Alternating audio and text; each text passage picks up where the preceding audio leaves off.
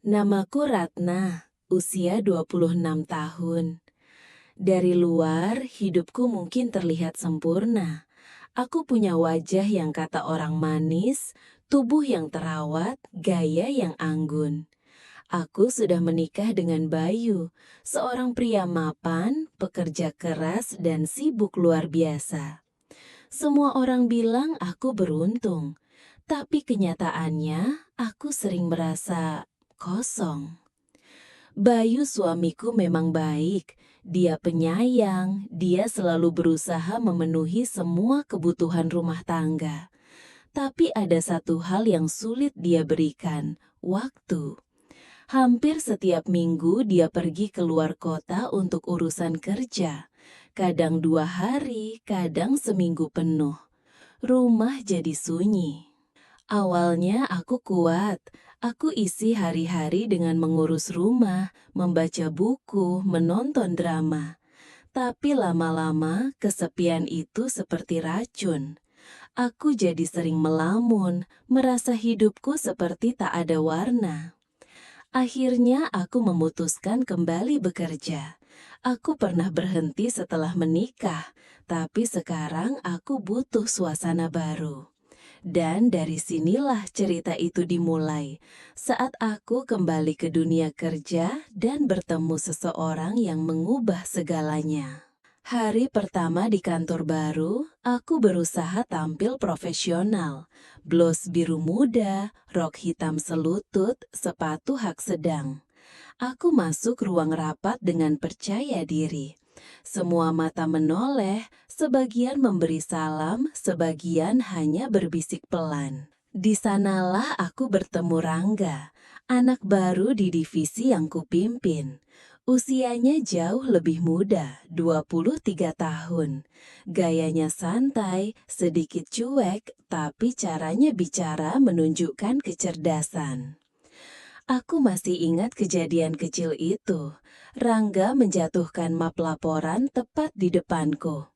Aku refleks membantunya memungut kertas-kertas yang berserakan. Dan tanpa sengaja jari kami bersentuhan. Singkat, tapi cukup membuatku merasakan sesuatu yang aneh. Degupan di dada, getaran kecil yang tak seharusnya ada. Ratna, dalam hati. Astaga Ratna, jangan GR, itu cuma kebetulan. Tapi sejak saat itu, aku mulai memperhatikannya. Cara dia tersenyum, cara dia menggaruk kepala ketika bingung, bahkan cara dia menatap layar komputer dengan serius. Entah kenapa, semua itu terasa menarik. Hari-hari berlalu, aku mulai mengenalnya lebih dekat. Rangga ternyata punya sifat yang ringan tangan, suka menolong. Kalau ada rekan kerja yang kesulitan, dia cepat datang membantu. Dan aku, anehnya, sering mencari-cari alasan untuk memanggilnya. Ratna, Rangga bisa tolong cek laporan ini, aku takut salah format. Rangga, siap Bu, tapi kayaknya sih udah bener semua. Ratna tersenyum. Ya kan, aku cuma pengen ada yang ngecek 2 kali, biar lebih yakin. Sebenarnya, aku tahu aku bisa menyuruh siapa saja di tim. Tapi entah kenapa, aku lebih nyaman kalau dia yang mengecek. Ada rasa aman, ada rasa diperhatikan. Malam itu, sepulang kerja, aku pulang ke rumah yang kosong. Bayu belum kembali dari dinas luar kota. Aku duduk di sofa, menyalakan TV, tapi pikiranku melayang. Anehnya bukan pada suamiku, tapi pada sosok bawahan baruku itu. Ratna monolog. Ya Allah, apa yang aku lakukan? Kenapa aku mikirin anak itu? Aku sudah punya suami, aku harusnya setia. Aku mencoba menepis, tapi semakin kutepis, semakin kuat bayangan itu datang. Keesokan harinya, aku datang ke kantor lebih awal, dan aku melihat Rangga sudah duduk di meja kerjanya, sibuk mengetik. Aku tersenyum tanpa sadar, lalu buru-buru menyembunyikan senyum itu. Aku tahu, aku sedang berjalan di jalan yang licin. Satu langkah salah bisa terjerumus. Tapi justru itulah yang membuatnya terasa berbahaya dan menggoda. Sejak pertemuan pertama itu, aku mulai sadar bahwa kehadiran Rangga membawa suasana baru di kantor. Dia bukan tipe karyawan yang kaku. Gayanya santai, tapi cara kerjanya cepat dan rapi. Anak-anak tim suka padanya, dan tanpa sadar, aku juga mulai merasa nyaman. Yang membuatku khawatir, kenyamanan itu berbeda dari biasanya. Bukan sekedar nyaman antara atasan dan bawahan. Ada sesuatu yang lebih halus, lebih berbahaya. Hari-hari di kantor dipenuhi interaksi kecil yang mungkin terlihat biasa, tapi bagiku terasa luar biasa.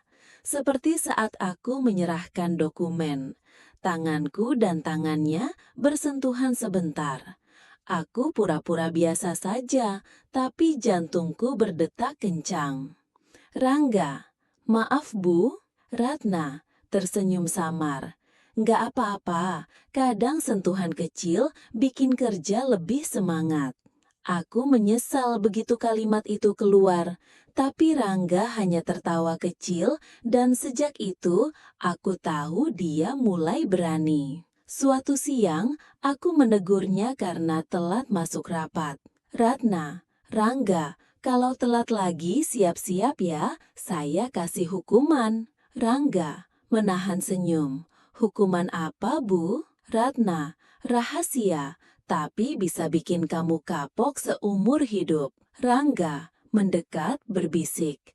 Asal jangan hukuman disuruh jauh dari ibu deh, itu yang paling berat.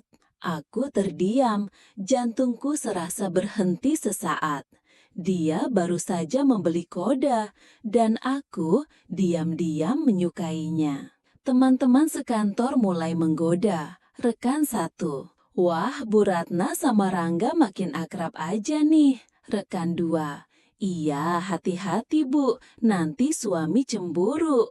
Aku hanya tertawa menanggapi, meski dalam hati ada rasa bersalah. Suamiku memang jarang ada di rumah, tapi bukan berarti aku bisa semaunya. Namun, semakin aku menahan, semakin banyak celah yang membuatku goyah. Suatu sore, hujan deras turun. Kantor sepi, satu persatu rekan sudah pulang. Aku dan Rangga masih di ruangan, membereskan laporan. Lampu redup, suara hujan menggema di luar jendela. Aku pura-pura kesulitan mengetik. Ratna, aduh, error lagi. Rangga bisa tolong lihat? Dia mendekat berdiri di sampingku. Jarak kami begitu dekat, sampai aku bisa mencium aroma parfumnya yang maskulin. Tangannya menunjuk layar laptop, tapi aku lebih fokus pada jarak di antara kami. Nafasku terasa tidak karuan. Rangga, begini aja Bu, coba klik di sini. Ratna, menelan ludah. Iya, aku tahu ini salah, tapi aku tak bisa bohong. Ada bagian dari diriku yang haus perhatian, dan Rangga tanpa sadar memberikannya. Setelah itu, percakapan kami semakin sering diselingi kode.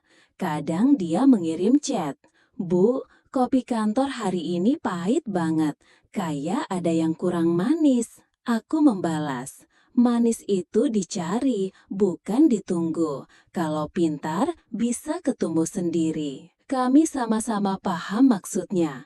Itu bukan lagi percakapan biasa. Itu kode, godaan kecil yang membuat darah mengalir lebih cepat. Tapi, aku juga tahu, gosip di kantor makin ramai.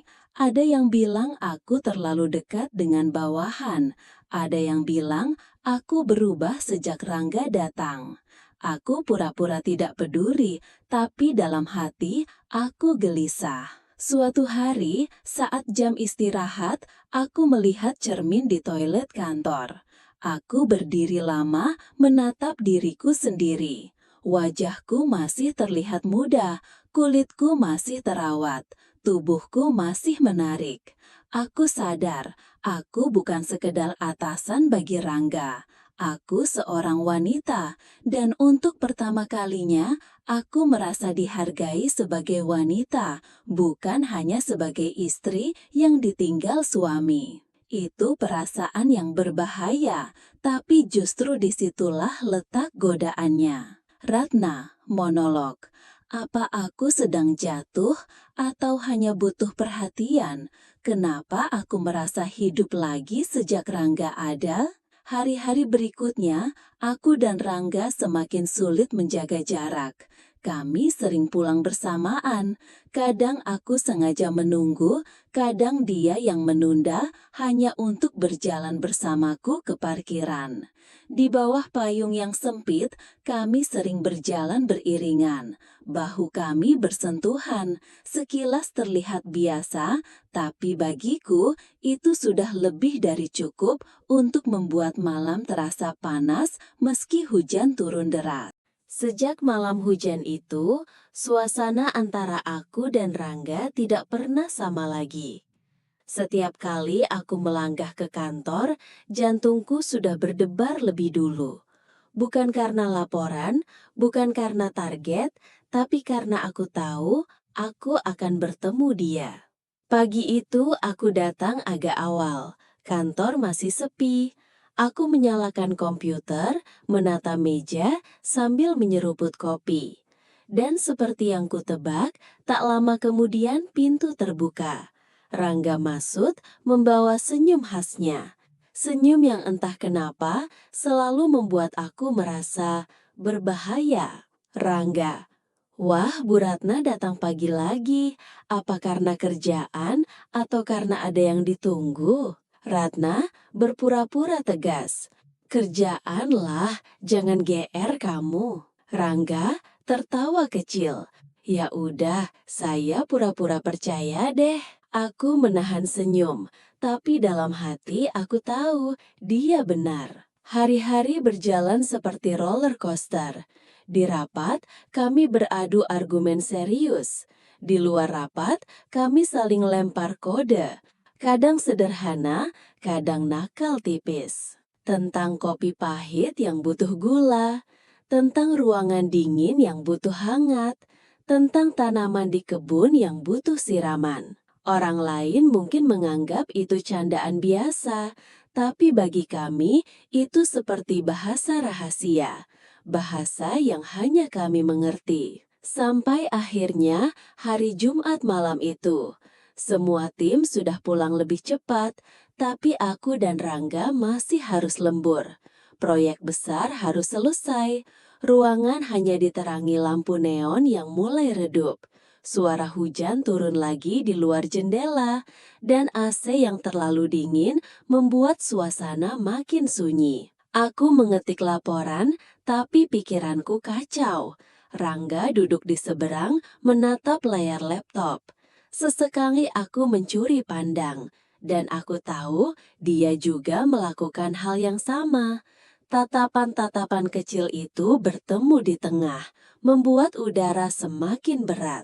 Tiba-tiba listrik padam sebentar, lampu berkedip, lalu kembali menyala. Aku kaget, refleks menutup wajah dengan tangan. Rangga berdiri cepat, menghampiri. Rangga, Bu, nggak apa-apa. Ratna berusaha tenang. Iya, cuma kaget. Dia berdiri sangat dekat, jaraknya hanya sejengkal.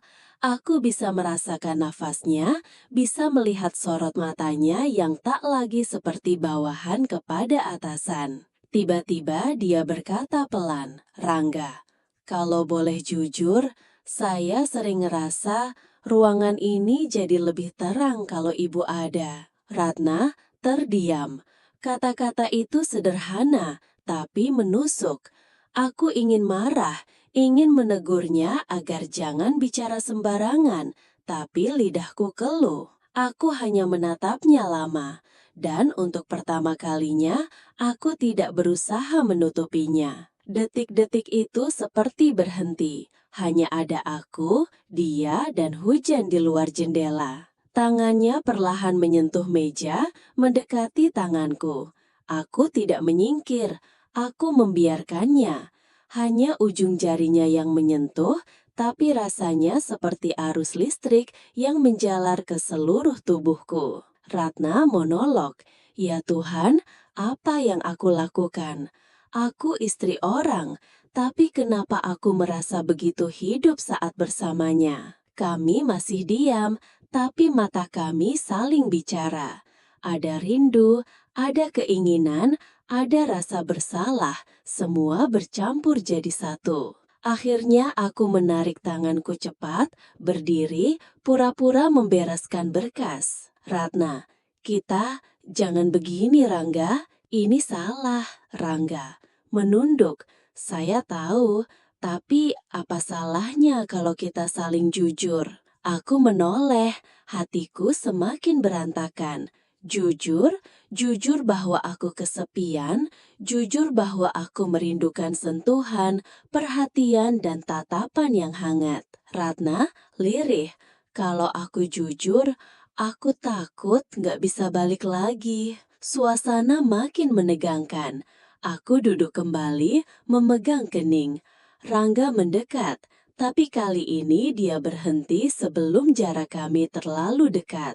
"Rangga, saya nggak mau bikin ibu susah, tapi saya juga nggak bisa pura-pura nggak peduli. Setiap hari lihat ibu, saya makin..." Terhenti. Ratna berbisik, "Makin apa, Rangga?" "Makin nggak bisa bohong sama perasaan sendiri." Aku terdiam, mataku panas, air mata hampir jatuh, tapi aku tahan. Malam itu kami tidak bicara banyak lagi.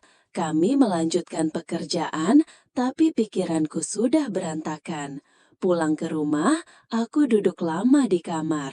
Bayu suamiku menelepon sebentar, hanya untuk bilang rapatnya molor. Aku mengangguk, memberi jawaban singkat. Setelah telepon ditutup, aku termenung. Ratna monolog, "Aku bisa pura-pura kuat di depan siapapun, tapi di depan Rangga, semua topengku runtuh.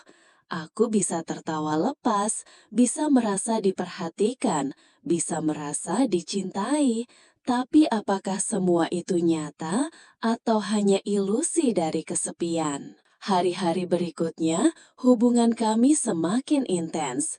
Kadang aku sengaja menunggu sampai semua pulang hanya untuk bisa berjalan beriringan dengannya ke parkiran. Kadang aku yang mengirim kode lewat chat. "Hari ini dingin banget ya. Kalau ada jaket, jangan lupa dipinjemin." Dia selalu balas dengan kalimat yang bikin senyumku muncul tanpa sadar. "Kalau dingin, jangan lupa cari api. Api itu bisa kecil, bisa juga membakar habis." Aku tahu maksudnya, dan aku tahu kami berdua sedang bermain dengan api. Setelah malam itu, aku sadar betapa tipisnya jarak antara bertahan dan jatuh. Aku dan Rangga sama-sama tahu ada rasa yang tumbuh, tapi kami juga sama-sama tahu betapa berbahayanya jika melangkah lebih jauh. Hari-hari di kantor tetap berjalan, tapi nuansanya berbeda. Tatapan kami semakin sulit disembunyikan. Rekan-rekan kerja kadang melontarkan candaan. "Bu Ratna, Rangga jangan dimonopoli dong." "Iya, nanti yang lain cemburu loh." Aku hanya tertawa, menutupi degup jantungku yang makin kencang. Tapi gosip makin lama makin besar, dan aku mulai takut. Suatu sore, aku duduk sendirian di ruanganku. Bayu, suamiku, menelpon. Suaranya lelah tapi hangat. "Ratna, maaf ya, minggu ini aku nggak bisa pulang. Ada proyek besar, tapi aku janji bulan depan kita liburan bareng. Aku kangen kamu." Aku terdiam, mataku berkaca-kaca. Aku lupa, di balik semua kesibukannya, Bayu masih mencintaiku. Mungkin dia tak selalu hadir, tapi niatnya tetap sama, membahagiakan aku. Setelah telepon itu, aku menunduk lama. Lalu aku mengambil napas panjang. Aku harus memilih. Keesokan harinya, aku memanggil Rangga ke ruangan. Dia datang dengan wajah serius, seakan tahu pembicaraan ini penting. Rangga, aku harus jujur. Selama ini kamu bikin aku merasa hidup lagi. Aku bisa tertawa, bisa merasa diperhatikan, bisa merasa jadi wanita, bukan cuma istri yang menunggu di rumah. Rangga menatapku dalam. Saya juga nggak bisa bohong, Bu. Setiap hari bersama ibu, saya merasa lebih dari sekedar kerja. Saya merasa punya alasan untuk datang ke kantor. Tapi justru itu masalahnya, kita sudah kelewat batas meski baru sebatas tatapan dan kata-kata. Kalau kita teruskan, kita bukan cuma bahaya untuk diri sendiri, tapi juga untuk orang lain. Rangga, terdiam, lalu pelan, jadi apa yang harus kita lakukan? Aku berdiri, berjalan ke arah jendela, menatap hujan yang kembali turun. Hujan selalu hadir di setiap momen penting antara aku dan Rangga. Seakan Tuhan mengingatkan bahwa setenang apapun suasana, badai bisa datang kapan saja. Aku menoleh padanya lalu berkata tegas, "Kita berhenti di sini, Rangga. Aku istri orang, kamu masih muda, masa depanmu panjang. Jangan rusak hanya karena seorang wanita kesepian." Dia menunduk, wajahnya tegang tapi matanya basah. "Saya ngerti, Bu, tapi boleh saya jujur sekali lagi?" Ratna mengangguk, "Silahkan. Meski kita berhenti, perasaan saya nggak akan hilang. Dan buat saya, ibu tetap orang yang bikin saya belajar arti rasa." Aku menutup mata, menahan perih di dada. Aku ingin memeluknya, ingin mengatakan terima kasih, ingin menumpahkan semua air mata. Tapi aku hanya tersenyum, menepuk bahunya pelan. "Terima kasih sudah hadir di hidupku sebentar. Terima kasih sudah bikin aku merasa berharga lagi. Tapi biarlah semua itu kita simpan, jangan sampai jadi luka." Hari itu, aku dan Rangga berpisah sebagai atasan dan bawahan. Kami tetap bekerja sama, tetap profesional, tapi garis batas sudah jelas. Tidak ada lagi chat malam-malam, tidak ada lagi kode rahasia, tidak ada lagi kode rahasia, tidak ada lagi tatapan terlalu lama. Aku memilih suamiku. Meski dia jarang ada, aku tahu dia mencintaiku dengan caranya. Aku memilih rumah tanggaku. Meski kadang sepi, itu tetap tempatku kembali. Dan aku memilih untuk belajar. Kesetiaan bukan berarti tak pernah tergoda, tapi berani menahan diri di saat paling sulit. Hari itu, aku pulang ke rumah. Suasana hening. Aku duduk di sofa, menatap foto pernikahan kami di dinding. Aku tersenyum, lalu berdoa dalam hati. "Tuhan, terima kasih masih Kau beri akal untuk memilih. Terima kasih Kau beri aku ujian berupa godaan, agar aku tahu cintaku pada suamiku bukan sekedar kata. Semoga aku bisa menjaga hati sekuat apapun badai datang."